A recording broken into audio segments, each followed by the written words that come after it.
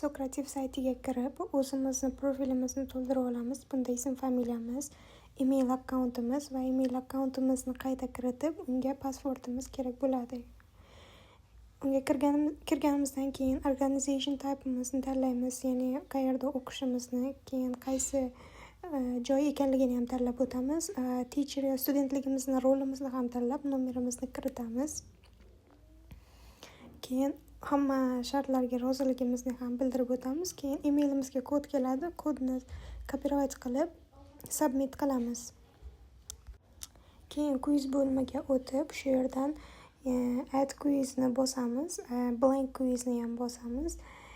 Bu bizga qanday quiz yaratishni chiqarib beradi.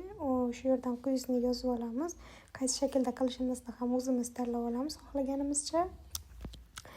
Quiz'ni yozib olib, javoblarni kiritib olib, oxirida to'g'ri javobni belgilab qo'yamiz. Agar yana javoblarni qo'shmoqchi bo'lsak, add answers'ni bosamiz.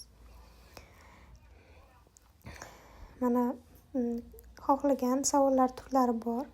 Keyin buni ptichkani bosib saqlaymiz. Saqlaganimizdan keyin she'r bo'limi bor. She'r bo'limini bossak, agar u bizga o'sha quizga kirish uchun quizning paroli yoki